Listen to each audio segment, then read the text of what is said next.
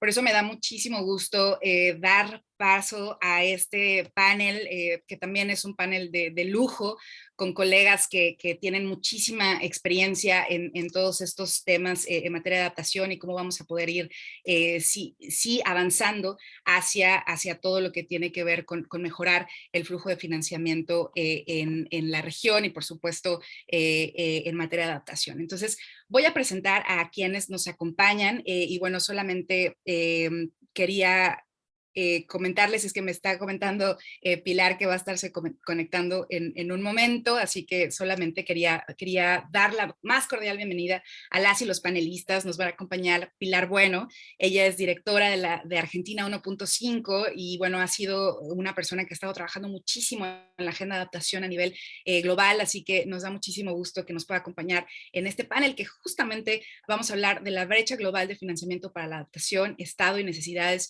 en el mundo y en América Latina. También quiero darle la más cordial bienvenida a Mauricio Luna Rodríguez. Él es asesor de políticas de NAP Global Network y ahorita nos va a contar también un poco más de estos esfuerzos que está haciendo NAP Global Network para ayudar a los países a generar sus estrategias, sus planes de adaptación y la importancia que tiene que todos nuestros países tengan estos planes de adaptación para también llegar, digamos, mejorar el flujo de financiamiento. También me da muchísimo gusto darle la más cordial bienvenida a María Tapia, líder de programa de financiamiento climático en el Centro Global para la Adaptación, un organismo que ha venido a revolucionar la manera en que estamos viendo la adaptación y ella pues también tiene muchísima experiencia en temas de financiamiento, así que me da muchísimo gusto que nos acompañe hoy y nos comparta también todo su conocimiento. Y también me da muchísimo gusto darle la bienvenida a Marina Casas. Ella es asesora en igualdad de género y cambio climático en la Comisión Económica para América Latina y el Caribe, CEPAL, y que justamente han estado trabajando fuertemente en análisis de temas de financiamiento, adaptación, con un enfoque de género que también es un enfoque que vamos a estar analizando a lo largo de esta semana. Así que les invito a las y los panelistas a que puedan prender sus cámaras para que podamos comenzar la conversación y nuevamente agradecerles muchísimo por estar aquí. Creo que estamos esperando por unos minutitos para que Pilar se pueda integrar, pero vamos a ir arrancando con quienes ya nos acompañan para dar paso a esta sesión. A mí me gustaría que pudiéramos comenzar con una reflexión de cómo estamos observando estas brechas de financiamiento para la adaptación a nivel global, digamos, estos retos que trae consigo cerrar esta brecha y sobre todo qué tendencias estamos observando a nivel global y qué es lo que están haciendo ejercicios como justamente el Centro Global de Adaptación. Así que me gustaría comenzar contigo, María, para que nos cuentes un poquito de no solo de los retos que tú observas en este contexto global, sino también qué es lo que están haciendo ustedes. Cuéntanos del trabajo que se está haciendo en el centro y bueno, cómo podemos seguir avanzando hacia esta movilización del financiamiento para la adaptación. Muchísimas gracias por estar aquí. María, tienes la palabra. Gracias, Sandra. Muchas gracias por la invitación. Y me perdí de la presentación de los datos, pero digo, a ver, hablando sobre la brecha de adaptación, de financiamiento a la adaptación, pues esa brecha cada vez se hace más grande, porque conforme avanza, conforme va avanzando el tema de los shocks climáticos y la falta de inversión en adaptación, sobre todo en sectores claves de infraestructura y agricultura, pues esa brecha se va haciendo cada vez más grande. Si vamos viendo cómo ha ido creciendo el flujo de financiamiento para adaptación, ha estado creciendo de una forma constante año con año. Aún así, esa brecha cada vez se hace más grande justo porque ya estamos pasando ese pico de estabilidad climática donde cada vez los eventos físicos son más frecuentes. Entonces, las necesidades siguen siendo cada vez mayores y a la vez que cuando los gobiernos empiezan a planear y empiezan a analizar cuáles son sus necesidades y empiezan a ser un poco más específicos de forma sectorial, pues se alcanza a ver que nos queda mucho, aun a pesar de que se está aumentando el flujo, nos queda mucho por hacer. ¿Qué está haciendo el Centro Global para la Adaptación? Específicamente lo que estamos intentando hacer es trabajar desde la parte de la planeación, trabajando con gobiernos, pero lo que estamos intentando hacer también es como una especie de conexión entre las necesidades de los gobiernos en la forma que ayudarles a cómo planear sus planes nacionales de adaptación y convertirlos en portafolios de inversión. Lo que estamos también tratando de hacer es traer a todo la cooperación internacional de forma coordinada. Un ejemplo que es el que estamos haciendo, tenemos ahora mismo un programa muy ambicioso con el Banco Africano de Desarrollo, que se llama el Programa de Aceleración de Adaptación Climática. Empezamos con el Banco Africano de Desarrollo por lo vulnerable que es África al cambio climático. Eso no significa que el resto de Latinoamérica no lo sea. Sin embargo, lo primero que hizo el Banco Africano de Desarrollo es establecer una meta muy ambiciosa de no solamente llegar a una paridad entre mitigación y adaptación en sus compromisos climáticos, sino doblar esa cifra. Y el doblar esa cifra requiere, otra vez, la cooperación de otros fondos. Entonces, no están trabajando solos. El Banco Africano de Desarrollo está sumando esfuerzo con otros fondos bilaterales y otros fondos multilaterales para poder alcanzar esa meta y duplicar el compromiso. En líneas generales, eso es lo que estamos haciendo. Estamos haciendo que estos programas de adaptación sea, eh, sean de alguna manera los países africanos los que sean los que dirigen las prioridades. Entonces no es del otro lado, no es los fondos multilaterales los que dicen queremos actuar en agricultura o queremos actuar en agua o diferentes sectores o diferentes países, sino son, por el contrario, son los países los que están diciendo estos son nuestras prioridades y esto es donde queremos a todos ustedes organizarlos para que nos ayuden a alcanzar estas metas. Entonces, la parte de ownership de los gobiernos es sumamente importante porque son los gobiernos los que dicen, estas son mis necesidades y es aquí donde necesito los apoyos y ahora sí, organicémonos todos y no peleemos entre organizaciones de a ver quién se lleva el proyecto, sino todos pueden participar, porque al final la meta es proteger a las comunidades y proteger a los individuos de los riesgos climáticos. Por ahora paro para regresarte la palabra. Muchísimas gracias, María. Y qué importante esto que justamente del ownership, ¿no? De que podamos realmente atender esas necesidades y justamente creo que uno de los temas que ha sido tan importante en el contexto internacional justamente tienen que ver con cómo vamos a definir cómo luce esa meta global de adaptación, cuál es el rol que juega el financiamiento, pero cómo logramos que sea una meta tanto de financiamiento como de adaptación que venga, ¿no? de los países y que se base en esas necesidades que comentas. Y bueno, para hablar justamente también de este aspecto internacional, me da muchísimo gusto que ya Pilar está con nosotras y con nosotros, que justamente ha estado trabajando fuertemente en esto que se ha estado discutiendo a nivel global sobre la famosísima meta de adaptación, que como ya María decía, es hacer justicia por todos los años que no hemos puesto la adaptación en balance. Y bueno, que nos cuentes, Pilar, sobre la importancia de la meta de adaptación y por supuesto el rol que juega el financiamiento en esa, ya no solo en la definición, sino en la implementación para que esta meta se cumpla y realmente logremos atender todos pues estas brechas que hemos tenido en el contexto de adaptación. Muchísimas gracias por estar aquí. Bienvenida. Muchas gracias a vos, Sandra, por la invitación y por supuesto a todo el grupo de GFLAC. Disculpen que tuve algunos problemas de conexión.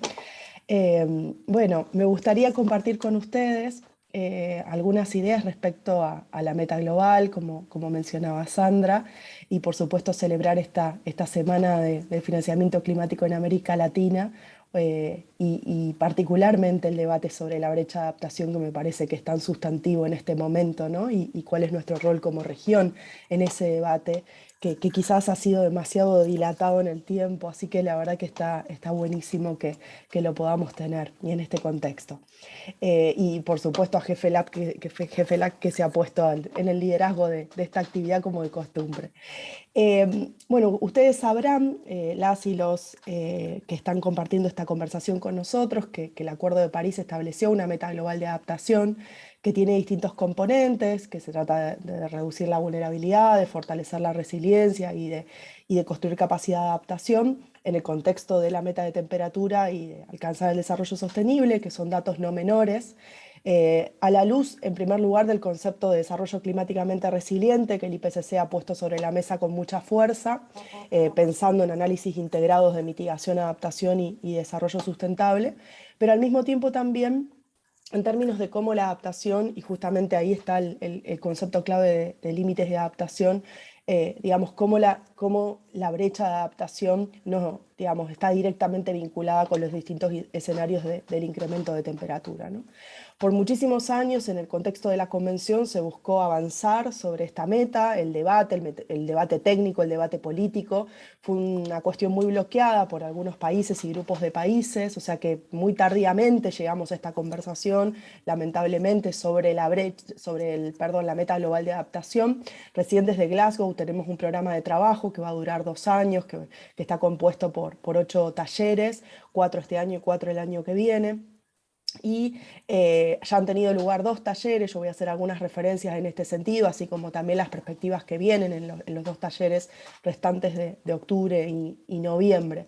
Pero un poco como Sandra ya anticipaba, el tema del financiamiento estuvo y está en el corazón de la meta desde su misma génesis. Entonces esto es algo que no es algo nuevo. Bueno, ahora se quiere hablar de la meta en un contexto de financiamiento y por qué. En realidad fue la génesis pensar y comprender cómo la acción y el apoyo convergen o no, y cuál es esa brecha y por qué, y cómo esto se relaciona, por supuesto, con las vulnerabilidades, con la capacidad de adaptación y con la resiliencia, justamente. Entonces, como les decía, han tenido lugar 2 talleres. El primer taller fue un taller, digamos, de inicio, vamos a decir, con mucho debate sobre su dinámica, pero cuando vemos el informe del primer taller, vemos que justamente se reconoce, digamos, que el tópico del primer taller, los talleres se ordenan en base a los 8 objetivos del programa de trabajo que establece la decisión 7CMA3 de Glasgow. Esos objetivos, en el primer caso, tenían que ver con el fortalecimiento de la comprensión y el progreso de la meta, y se recoge bajo el subtítulo de linkages o de vínculos, justamente que hay un conjunto de países que plantean que, de entre ellos, quiero aclarar, no lo dice el informe, pero así es el caso, países y grupos de países de América Latina, que tiene que haber una clara relación entre el avance en los esfuerzos de costeo de la acción de adaptación que están realizando nuestros países, lo cual implica, como todos sabemos en esta conversación, un esfuerzo de construcción de capacidades muy significativo, y la dedicación de los fondos vinculados con esto, ¿no? Y con el financiamiento provisto. Si bien se recoge, digamos, esta cuestión en un término general, no se recoge, por supuesto, el planteo más profundo sobre acceso, sobre tipos de fuentes, porque desde ya que los donantes no están allí, y hay una búsqueda muy sostenida de segmentar las conversaciones. Y esto es algo que con muchos de ustedes hemos conversado muchas veces, y que realmente es uno de los grandes desafíos que tenemos no solo hacia la COP27, sino hacia el año que viene. Justamente en el segundo taller, que estuvo concentrado en el tema de fortalecimiento de la acción y el apoyo, o sea que si nosotros vamos a los papeles, vamos a decir, vamos a los objetivos formales, vamos a cómo se desdoblan las conversaciones, siempre aparece, y de hecho justamente hubo ciertos breakout group específicos sobre estos tópicos, sobre la cuestión del fortalecimiento del apoyo concretamente, donde aparece el tema de la revisión necesaria de las entidades del mecanismo financiero, aparece la cuestión de la adecuación y previsibilidad del financiamiento, el acceso directo, o sea, los temas que todos sabemos que en adaptación son recurrentes, pero se trató de una conversación sumamente relevante, técnica, productiva, pero una conversación, ¿no? O sea que por ahora estamos en ese nivel, estamos dialogando, estamos charlando acerca de estos tópicos, pero no hay todavía nada concreto, digamos, y no se avisó o no queda tan claro cómo esto podría suceder, y por supuesto todavía muchísima resistencia a la vinculación con el debate de la nueva meta colectiva en materia y cuantitativa en materia de financiamiento, que apareció en la cuestión de linkages, como algunos grupos de países plantearon, pero que todavía no se materializa, seguimos en una situación de segmentación. Y justamente en el documento reciente también que prepara la Secretaría a pedido de las partes en el primer taller de compilación y síntesis de indicadores, de enfoques, de distintas métricas, donde justamente va a ser el foco del tercer taller que va a suceder ahora 17 y 18 de octubre.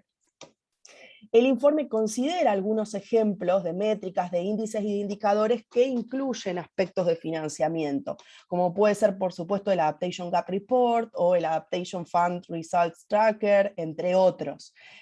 Pero, digamos, es simplemente una descripción de circunstancias, como corresponde a un informe de la Secretaría, de distintas opciones disponibles, o sea, una recopilación de opciones disponibles. También aparece una propuesta que está empezando a tener más saliencia y que es algo que en el tercer taller y en el cuarto tenemos que seguir viendo, que surgió en un taller de lanzamiento de la meta en Maldivas, que tiene que ver con un análisis de 4 niveles y de múltiples escalas sobre supervivencia, necesidades básicas, el tema de los umbrales de estabilización, los SDGs y la adaptación transformacional a las distintas escalas, ¿no? O sea, local, nacional, global. Y bueno, ahí hay distintas como submetas o objetivos, digamos. Sé que metodológicamente son cosas distintas, pero no me quiero ir por ese lado, simplemente por una cuestión de tiempo y que ya tengo que estar cerrando. Pero sí decirles que esa también es una, digamos, una propuesta que está sobrevolando, pero cuando uno mira el detalle de la propuesta, tiene más que ver, digamos, si bien viene del subglobal, digamos, todavía tampoco en la propuesta queda tan claro cómo esto linkea con los procesos de financiamiento preexistentes, ¿no? O sea que, digamos, el panorama de la COP27 no es muy claro, digamos, en materia de adaptación, a pesar de ser una de las grandes prioridades de la presidencia egipcia, por diversos aspectos. Primero porque, digamos, el programa de la meta va a llegar hasta el año que viene, entonces se nos puede seguir diciendo que seguimos en las conversaciones técnicas y el año que viene vemos, con lo cual se nos va a juntar con el balance mundial, que también es otro de los linkages, pero es un tema segmentado, o sea que no se viene trabajando en conjunto, a pesar de que la revisión del progreso de la meta es uno de los 4 componentes del artículo 714, aspectos que deben considerarse en conjunto y no de modo segmentado. Y por el otro lado, y ya para cerrar, porque sé que estoy fuera de tiempo, no tenemos noticias sobre el financiamiento duplicado, digamos, o el doble financiamiento en materia de adaptación, y lamentablemente seguimos con una noción después de 30 años de trade-off con pérdidas y daños que sin duda no ayuda a ninguno de los dos tópicos y que haya soluciones reales en materia de mecanismos institucionales y también mecanismos financieros en ambas materias. Lo dejo por ahí, les agradezco un montón y quedo a disposición. Muchísimas gracias, Pilar, y muchísimas gracias porque justamente para poder entender este problema de la adaptación es muy importante ver tanto el nivel político de lo que se está discutiendo a nivel internacional y cómo esto se ha ido aterrizando, y justamente lo que nos trae Pilar es esta complejidad de lo que se está dando a nivel internacional. Está la meta, pero hay muchos elementos, ¿no? Las diferentes, digamos, niveles de cómo esta meta se va a establecer y, bueno, cómo se va, digamos, a implementar y realmente alcanzar en el contexto tan complejo en el que nos encontramos, y que, bueno, conectaba justamente con lo que decía María, de vamos a hacer todos los esfuerzos y aún vamos a estar lejos de cubrir todas esas brechas que la adaptación ha tenido, porque no estamos, digamos, todavía con el fortalecimiento necesario para lograr cubrir esas brechas. Y justamente por eso me da mucho gusto darle la bienvenida a Mauricio, porque justamente han estado trabajando en este panorama de estrategias de financiamiento para la adaptación, y justamente con este enfoque del sur global, que, como decía Pilar, el frente del sur global, la manera en que el sur global está viviendo la adaptación es totalmente diferente, y hay muchos actores, digamos, que no necesariamente están entendiendo que tiene que ser justamente tiene que venir de sus experiencias, como decía María, en esta parte del ownership, ¿no? De qué es lo que los países están viviendo en carne propia a nivel territorial. Entonces, Mauricio, muy bienvenido a este espacio, muchísimas gracias y por favor cuéntanos del trabajo que se está haciendo, qué avances y qué retos, y ahorita también voy a regresar un poco para hablar con todas y todos de qué sigue, ¿no? Cómo aceleramos que la acción para acelerar cada vez más financiamiento en este rubro y por supuesto en la región. Mauricio, bienvenido. Tienes la palabra. Sí, muchísimas gracias, Sandra. Un gusto, muchas gracias por el espacio. Y como mencionabas, desde el International Institute for Sustainable Development, hemos venido trabajando a nivel global en un estudio particular que lleva ya varios años y se lanzó recientemente en agosto de este año. El título original es The Landscape of Financing Strategies for Adaptation in Developing Countries. Y como sabemos, claro, los países del sur global son los más golpeados por el cambio climático. Entonces es importante tener muy claro cuáles son esas lecciones aprendidas que a nivel global podemos rescatar de estos grandes esfuerzos que se han hecho y cómo poder tomar estas lecciones para los próximos pasos. Me gustaría empezar resaltando que uno de los primeros hallazgos de estas 24 estrategias que se identificaron a nivel global es que se pueden dividir en dos grandes categorías, aquellas que son específicas para la adaptación y aquellas que son generales para la acción climática.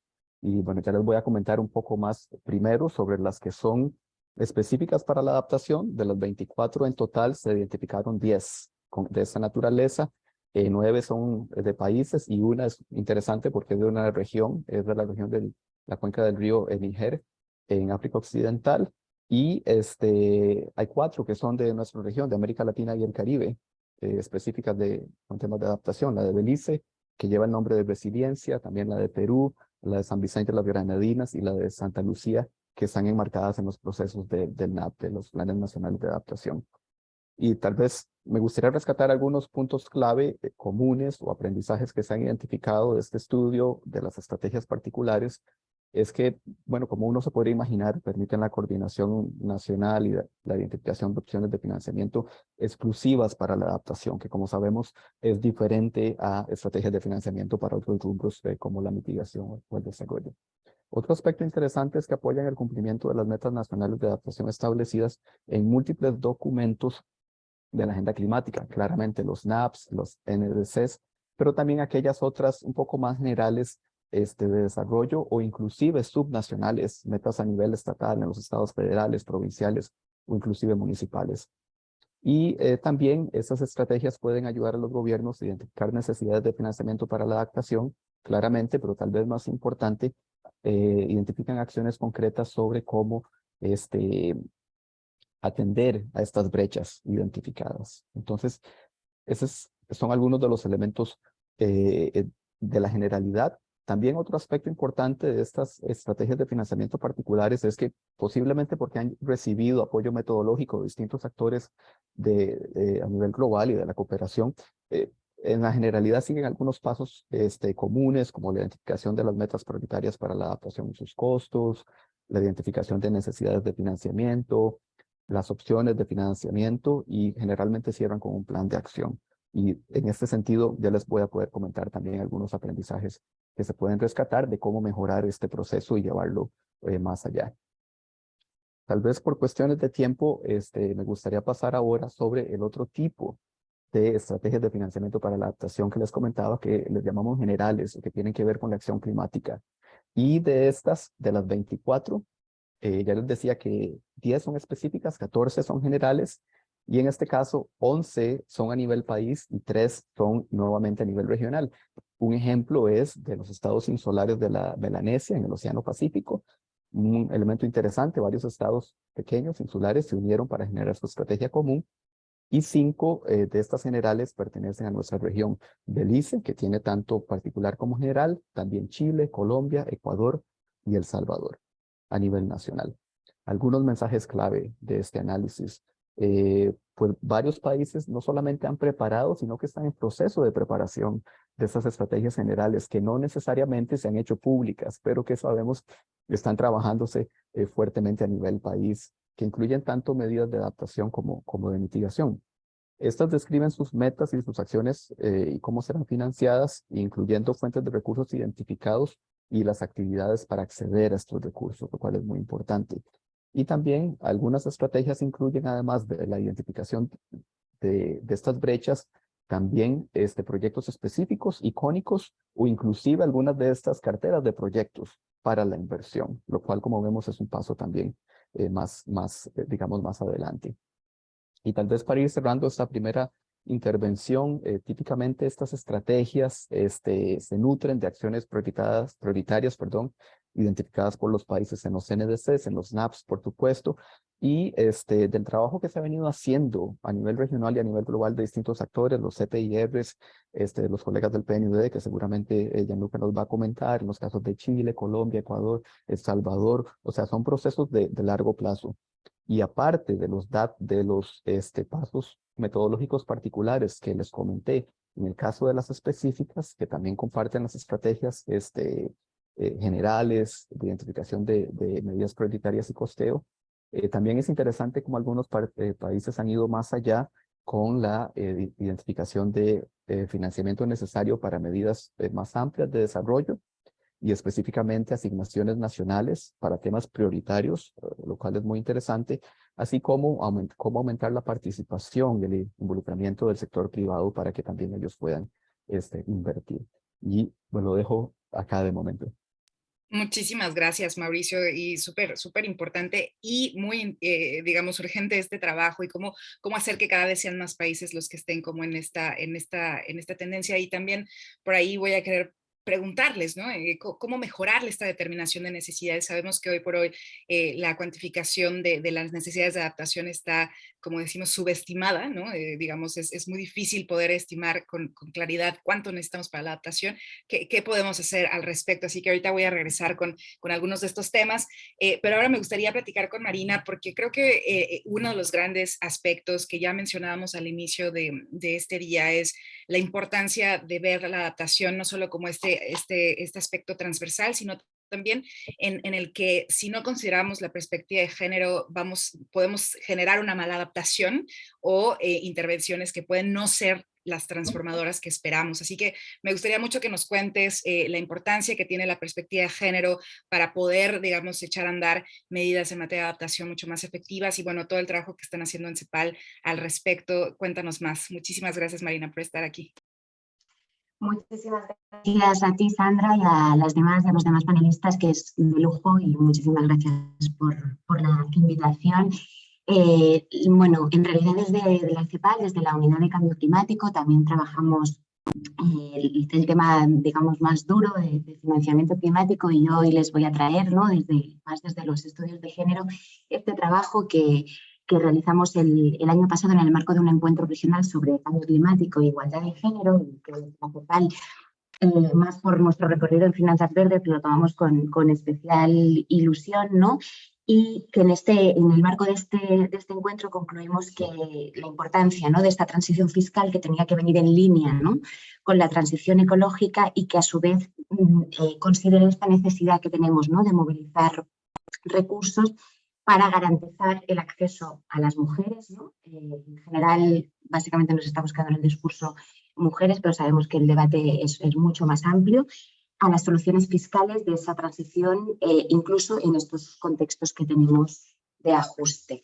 No voy a entrar más en los temas más técnicos que han venido discutiendo los colegas, pero también voy a responder a la pregunta en el tiempo que tengo digamos, primero de contexto, para luego en la segunda ronda entrar más en las brechas y las oportunidades, diciendo que la arquitectura de financiamiento climático es compleja, pero sí que que no existe una definición clara, a pesar de que sí que hay algunas, pero que sí que hemos ido avanzando en que sea más inclusiva, más complementaria y que tenga más acceso. Pero que hay algunos datos que tenemos de un estudio que está derivando de este encuentro que estamos trabajando con mi colega Francisca Miranda y con Lucía Recha, que son mis colegas con los que hemos el estudio. Y sabiendo que hay un reconocimiento mundial y nacional de la falta de financiación para las mujeres, que ha llevado cada vez más a poner la atención en la necesidad de la inclusión financiera, ¿no?, de las mismas. se estima que hay 980 millones de mujeres que están excluidas del sistema financiero formal y que existe una brecha del 9% el acceso de las mismas al acceso financiero en los países en desarrollo. Entonces, esta brecha se mide del tanto por ciento de hombres y mujeres que no tienen acceso digamos, a cuentas bancarias. Sabemos que esta financiación climática, ¿no?, ha ido mejorando la inclusión, se ha ido mejorando la inclusión de las financieras de las mujeres, por un lado en la dimensión pública y también por otro lado en la dimensión privada. También en el lado de la financiación y por otro lado en el área también de la inversión. A nivel de los fondos multilaterales públicos se han producido mejoras significativas en la integración de las cuestiones de igualdad de género y del empoderamiento de las mujeres. Eso también es importante decir los mensajes más positivos. Y se han mejorado las estructuras de gobernanza, las políticas de aprobación de proyectos y los procesos de ejecución de fondos climáticos que ya existen en la actualidad. Como por ejemplo los fondos que prevé la misma Convención Marco de Naciones Unidas para el Cambio Climático, gestionados por el mismo Fondo para el Medio Ambiente del Mundial, el Fondo Verde para el Clima y los mismos previstos por el Banco Mundial que les decía. Sin embargo, hay un estudio reciente de la misma institución que nos muestra que la integración todavía nos falta mucho y que todavía falta un enfoque sistemático y más global para que se sigan incorporando la igualdad de género y que siga habiendo una asignación y una distribución de esos fondos para el programa, sobre todo a nivel de terreno, ¿no? Y esto es importante considerarlo y decirlo de manera más subrayada, que es que cuando hacemos la incorporación de la perspectiva de género, originalmente, y cuando se partió con el enfoque, siempre hablábamos de adaptación, ¿no? Porque las mujeres estaban mucho más en terreno, mucho más en la parte de las soluciones, entonces siempre se hablaba mucho más de adaptación. Pero en la parte del financiamiento no estamos hablando de ello. Entonces, también felicitar por el hecho de que en este seminario se está como salvando esa brecha de financiamiento en educación y a la vez también estamos, ¿no?, solucionando la brecha de género en ese sentido, ¿no? Y en esta revisión se descubrió que en esta revisión de este estudio también les quería comentar que se descubrió que casi la mitad de la muestra analizada de los 70 proyectos que se revisaron, los 70 proyectos se consideraba ciega a las consideraciones de género. El 5% se estaba considerando algún aspecto de género en algún sentido, incluso en los proyectos de adaptación para los países menos adelantados.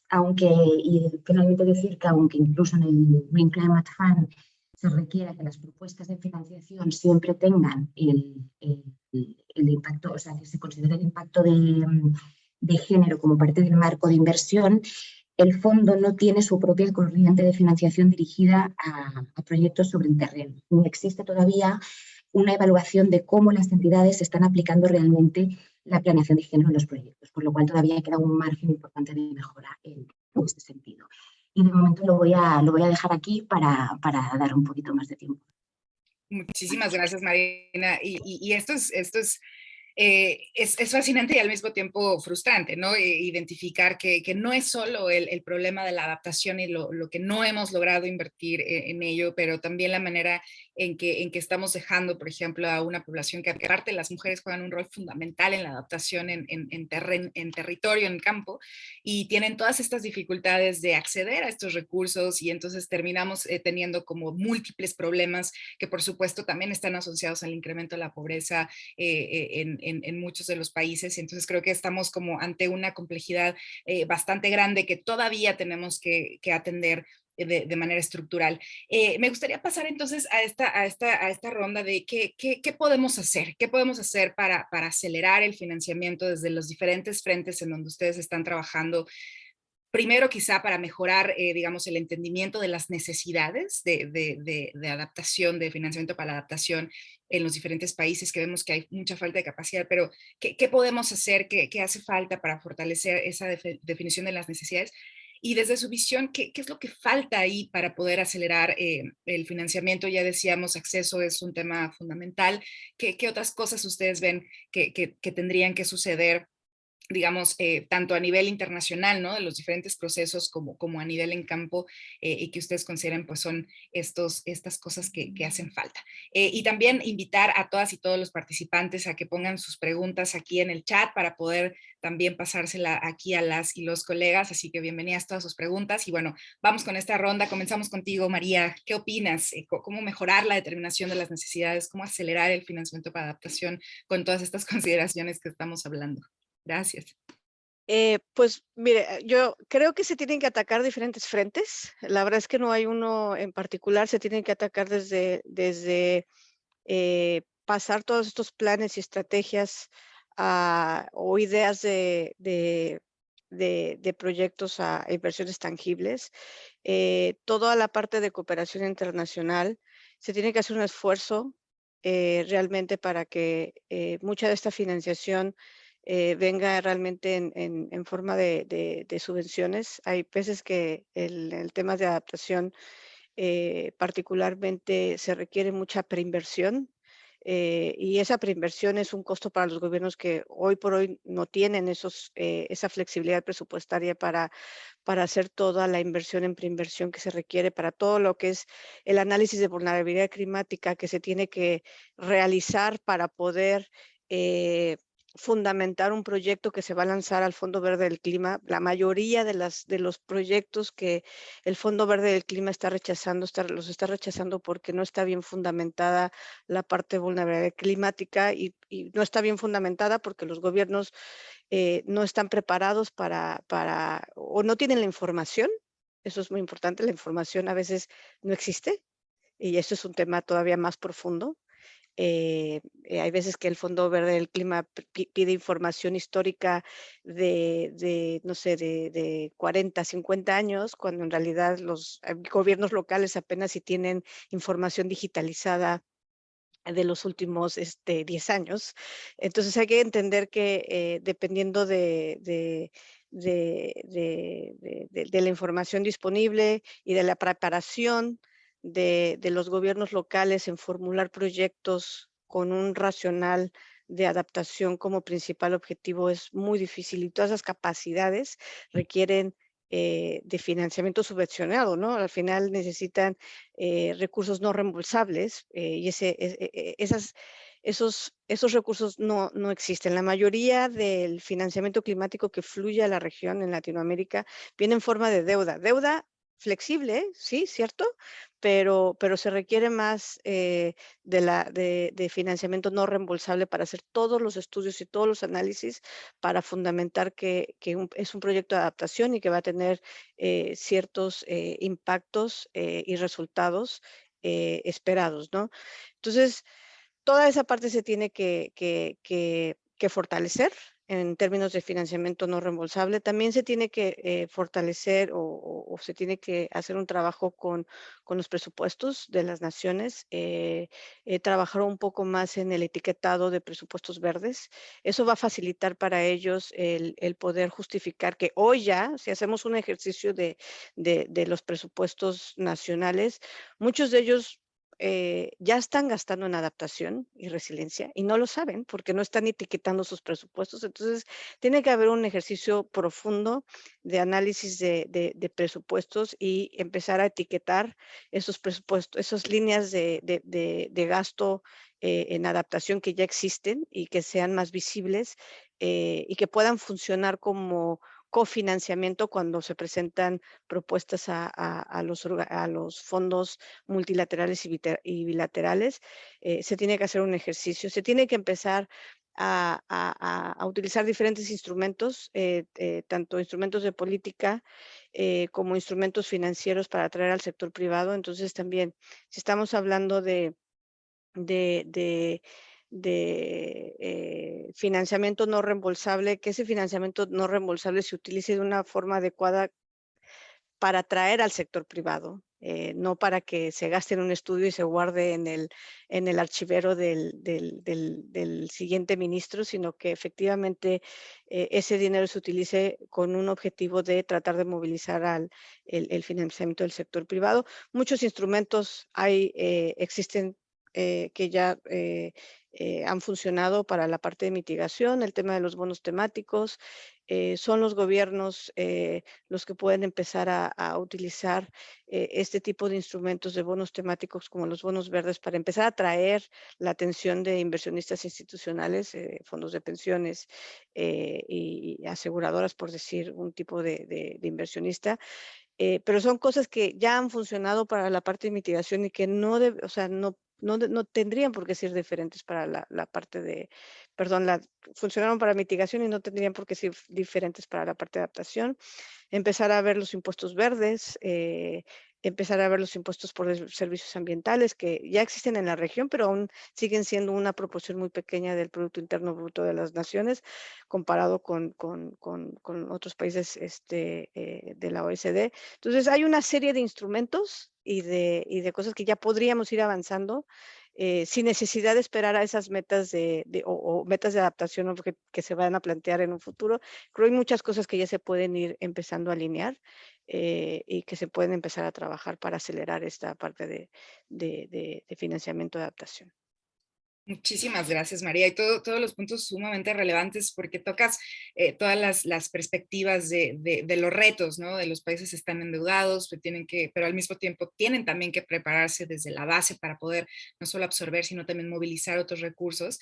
Y justamente me gustaría ir nuevamente contigo, Pilar, en esta perspectiva que desde lo que tú observas, digamos, de toda la experiencia también que has observado a nivel del proceso internacional, ¿qué hace falta? ¿Qué hace falta para movilizar, para hacer, ¿no? que los diferentes países vean a la adaptación como digamos, ahorita se formuló una coalición, entiendo, de países por el financiamiento para la adaptación que está liderando el Reino Unido, pero vemos aún todavía pues esta resistencia, ¿no? de poder, digamos, movilizar con mayor, sobre todo por esta idea, ¿no? De que la mitigación a veces te puede generar una ganancia, la adaptación no siempre va a ser como no siempre te va a generar necesariamente una ganancia monetaria de manera inmediata. ¿Qué es lo que se puede hacer? ¿Qué oportunidades observas? Y cómo impulsar que estas oportunidades se reflejen en el proceso internacional, ¿no? De cara a la COP y más allá, ¿qué podemos hacer, digamos, desde también los diferentes frentes de la ciudadanía para impulsar estos temas? ¿Qué nos espera en la COP en este sentido y cuáles son esas cosas que sí podemos impulsar y que deberíamos estar atendiendo en este contexto? Gracias. Muchas gracias, San. Yo creo que, digamos, ojalá yo tuviera digamos, el consejo de plata, digamos, para poder movilizar.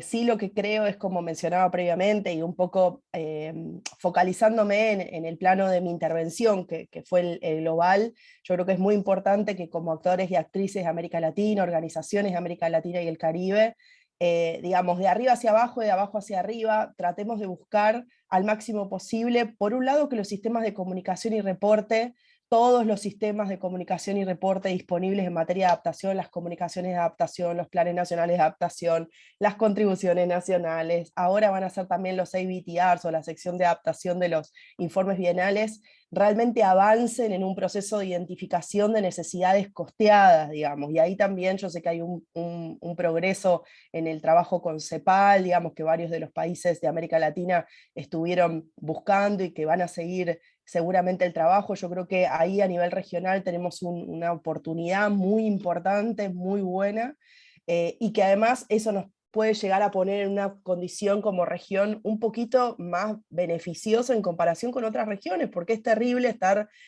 peleando con hermanos por dinero, ¿no? O sea, es como una locura, pero es lo que está sucediendo y es lo que vamos a ver en la COP.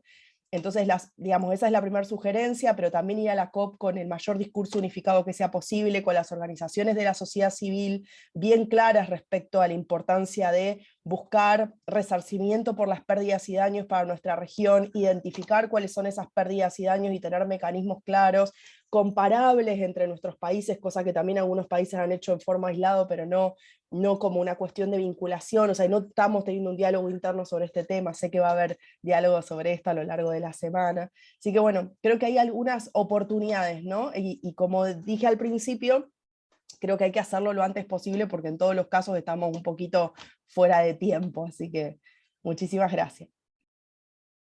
Muchísimas gracias, Pilar, y ciertamente esto es muy importante, ¿no? Justamente tuve el honor de participar con el Comité Permanente de Financiamiento en el primer informe de necesidades, y lo que veíamos es que hay muy poca información de las necesidades en América Latina, las que son cuantificadas, la mayoría son para mitigación, no son para adaptación. Entonces creo que hay un reto muy importante y creo que por allá, hacia allá va la cuestión. Mauricio, ¿qué podemos hacer? ¿Cómo hacer que este trabajo que ustedes están impulsando, qué podemos hacer para, digamos, mejorar este análisis de las necesidades y, digamos, acelerar el incremento del financiamiento desde tu perspectiva? ¿Por dónde crees que tendríamos que estar avanzando?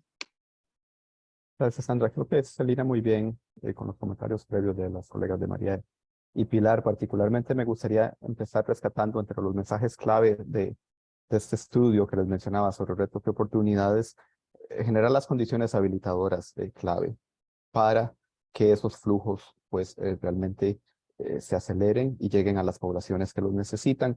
Aquí estamos hablando de políticas e instituciones, instrumentos de financiamiento, fortalecimiento de capacidades a distintos niveles, la información climática y de riesgos climáticos que muchas veces carecemos, ya los mencionaba María en su intervención. Esto nos ayuda a catalizar fondos, tanto públicos a nivel internacional como nacional, pero también privados, y eventualmente generar flujos de ingresos que también, como nos decía en el panel anterior Ramiro, pues que calce con la lógica del interés y la acción del sector privado. Pero hay otros también que se rescatan, por ejemplo, las estrategias de adaptación, algo que podría parecer obvio de financiamiento para la adaptación, deben de adaptarse al contexto específico. No es lo mismo una estrategia para un estado insular en el Caribe que una estrategia para un estado federal. Idealmente, estas estrategias deberían tomar el momentum en que estamos para canalizar recursos de recuperación post-COVID-19 o de recuperación económica, que son temas latentes en nuestra región. También se podría poner mayor énfasis en el uso estratégico de las finanzas públicas internacionales, especialmente los subsidios y el financiamiento concesional, como se mencionaba, para atender brechas de financiamiento para la adaptación específicas. Se identificó que no siempre se aprovechan de mejor forma esos recursos y esas estrategias podrían hacer mejor uso de estos fondos. También debe existir un balance entre el lujo de detalle que se da o el trabajo para identificar las brechas y el costeo de proyectos específicos versus con el apoyo político de alto nivel, porque realmente se identificó que muchas veces, aunque no se tengan todos los detalles del costeo, si se tiene el apoyo del alto nivel, esto facilita y eventualmente al establecer proyectos específicos para los financistas internacionales, de todas maneras, estos actores van a entrar a realizar un estudio particular sobre el costeo y el beneficio económico de estos proyectos. También muy importante, los ministerios de Finanza y Planificación deben de participar activamente, algo que por supuesto, por suerte ya se ha avanzado. La otra cara de la moneda es que los ministerios a cargo de los temas de adaptación deben de estar de lleno en los procesos de desarrollo de los países para asegurar que las necesidades de adaptación queden inmersas en los distintos planes de desarrollo a distintos niveles.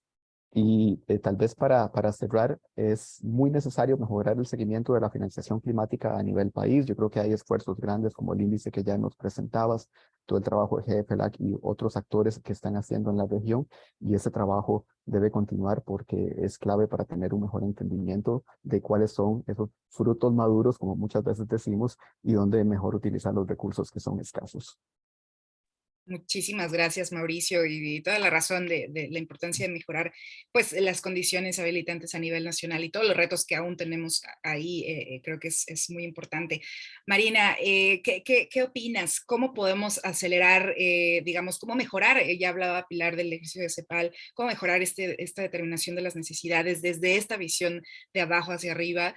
Y tú, ¿cómo ves desde esto frente? ¿Qué mejora se tiene que hacer tanto para acelerar, digamos, el financiamiento como para acceder con estos elementos que ya comentabas, ¿no? De que sí se dé prioridad a las mujeres, ¿no? En diferentes áreas. ¿Qué opinas? ¿Hacia dónde vamos? Bueno, muchas gracias, Sandra, y los demás y las demás panelistas. Como decía Pilar, ¿no? También hay unos principios, ¿no? que nos están guiando aquí en la acción, ¿no? Y es que en el fondo para hacer un uso, ¿no? del financiamiento climático se requiere, ¿no? de integrar la perspectiva de género, y los argumentos son realmente que no solo es también para la justicia, argumentos de justicia, principios de justicia, sino que también hay un tema de que también si los incorporamos la igualdad de género, también va a haber mayor eficacia, ¿no? Entonces es importante como manejar estos argumentos también desde el ámbito económico, ¿no? De los resultados que tuvimos del encuentro que les contaba, y también hicimos un análisis posterior con base a fuentes secundarias, obtuvimos las principales barreras que teníamos, y que algunos las han ido comentando también las otras y en los otros panelistas, pero que poniendo como el zoom como más particularmente en las mujeres, como hemos hablado también de grupos de mayor situación de vulnerabilidad. En el caso de las mujeres estamos hablando de la mitad de la población, pero ahora aquí estamos también hablando más a nivel, ¿no? A nivel de grupos que están en situación tal vez de mayor vulnerabilidad, es las dificultades que identificamos de acceso al financiamiento, ¿no? Y en ese caso se repiten algunos puntos que han dicho, y en el caso de las mujeres sería también la falta de datos desagregados e información en concreta que contamos, ¿no? Para salvar este desafío sería tratar de contar con guías concretas, metodológicas para el acceso al financiamiento y para transversalizar el enfoque de género. Promover que tanto la banca privada como la pública certifique para facilitar el acceso a diferentes fondos concretos de género y cambio climático. Eso sería útil e importante promover estas acciones. También gestionar fondos de la cooperación internacional y también promover, ¿no? También desde la cooperación internacional los proyectos concretamente desde este tema. En segundo lugar, otro desafío que identificamos sería que la falta de inclusión de consideraciones de género en relación al financiamiento climático o a los costos de implementación de las NDCs, ¿no? Y ahí las posibles lecciones aprendidas o soluciones que podríamos encontrar sería asignar presupuestos concretos para anclar el tema en las leyes y los reglamentos relativos a esta temática, y también los etiquetados sobre perspectiva de género y cambio climático en los presupuestos, ¿no? Como por ejemplo el caso que tiene México, ¿no? Que tiene el etiquetado de gasto de muchos temas, y entre ellos está género. Establecer mecanismos de participación pública en el tema de género es clave, y que siendo las mujeres entre los grupos de las principales, que sean las principales beneficiarias, ¿no? Entre estas también podemos también hacer iniciativas para fortalecer las capacidades, ¿no? Que incorporen estos en los presupuestos indicadores, también para monitorear el avance de estos temas de género y cambio climático, promover la asistencia técnica, sobre todo, esto es importante, ¿no? Porque en el tema en general de género y cambio climático, el desarrollo de capacidades es básico, ¿no? Sea en presupuestos o sea también más a nivel más general, ¿no?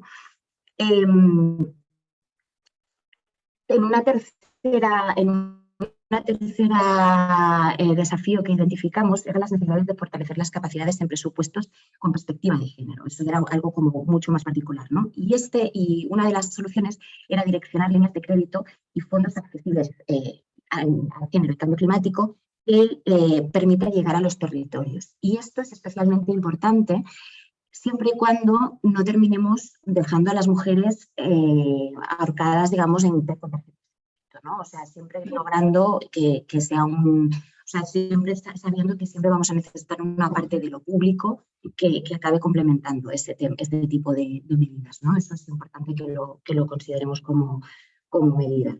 También promover el empoderamiento climático en financiamiento a funcionarios y funcionarias y en las organizaciones locales, garantizar el financiamiento a negocios verdes, que eso también lo había dicho, creo que había sido María, en el áreas locales y en los sectores también, viendo los sectores de las NDCs, y priorizar las actividades de adaptación a pequeña escala comunitaria con representación mayoritaria de mujeres, identificar verlas, ¿no? Dónde están las mujeres y identificarlas.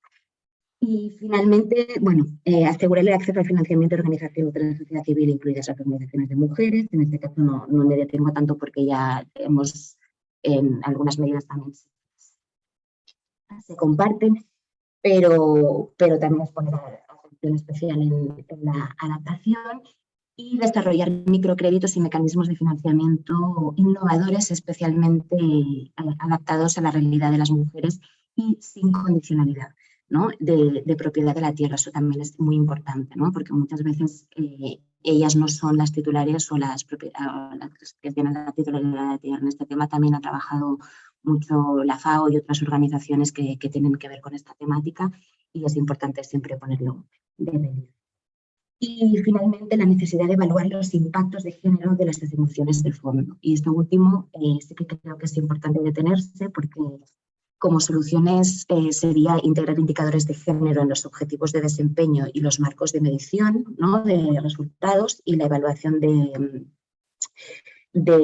financiamiento.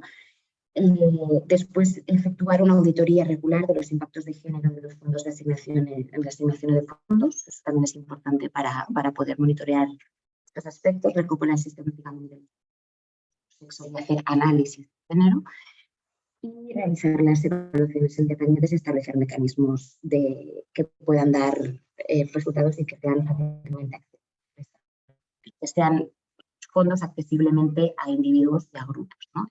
Poniendo siempre el foco en las mujeres. Y para terminar, decir que todo a nivel micro y meso, ¿no? Pero que a nivel macro también tuvimos algunos resultados interesantes en el evento que les comentaba, de algunas participantes de la sociedad civil, y que también se comparte un poco con el pensamiento de la CEPAL, y es que en el fondo la emergencia ambiental cae y recae mucho en las espaldas de las mujeres, ¿no? Y esto debido a la división sexual del trabajo, y que visto desde la dimensión desde la macroeconomía, se requiere también de soluciones estructurales que pasen por garantizar un espacio fiscal más amplio, ¿no? Y implementar medidas arancelarias, progresistas, sistemas de cuidados, ¿no? Y garantizar el gasto con un enfoque de género, entre otros, muchísimo más amplio, ¿no? Entonces eso quiere decir un espacio estatal, y si es necesario reestructurar todo lo que tiene que ver con la deuda en los países en desarrollo, y rechazar en muchos casos muchas medidas de austeridad que vienen pues, de la misma crisis, ¿no? Excelente, muchísimas gracias. Tenemos un par de preguntas, no tenemos mucho tiempo, voy a lanzarlas y a ver si una o dos personas quiere contestar estas preguntas, pero también quiero invitarles a todos, Mauricio, Pilar, María, Marina, que pongan en el chat alguna página que quisieran compartir, en donde pueden encontrar más información del trabajo que están haciendo. Creo que es muy importante que se dé a conocer todo esto que nos platican, pero dos preguntas rapidísimas. Una justamente habla de la importancia de la capacitación. ¿Cómo puede la gente capacitarse para poder no solo entender, sino poder acceder a este financiamiento? Y hablan un tema de qué hace falta para mejorar el acceso al financiamiento, sobre todo de poblaciones locales, que ya hablábamos, es un reto fundamental, lo hablamos con Patricia hace un momento. ¿Qué hacer para mejorar el acceso a nivel de las poblaciones locales? ¿Alguno que quisiera tomar esta pregunta de acceso, que es crítico en materia? Dale, María. Voy a ser la voluntaria. Primero, para comunidades locales, el Centro Global de Adaptación lanzó este año el Hub de resiliencia para acciones lideradas por comunidades locales. estoy tratando de traducirlo del inglés, pero se lanzó este hub, es un hub global, está, físicamente va a estar en Bangladesh, en la oficina de Bangladesh, pero va a atender temas globales y parte de las acciones que vamos a lanzar hacia la COP es justamente vamos a hacer un llamado para obtener propuestas generadas a nivel de comunidades locales. Las vamos a incubar y vamos a intentar escalarlas y buscarle un financiamiento adecuado.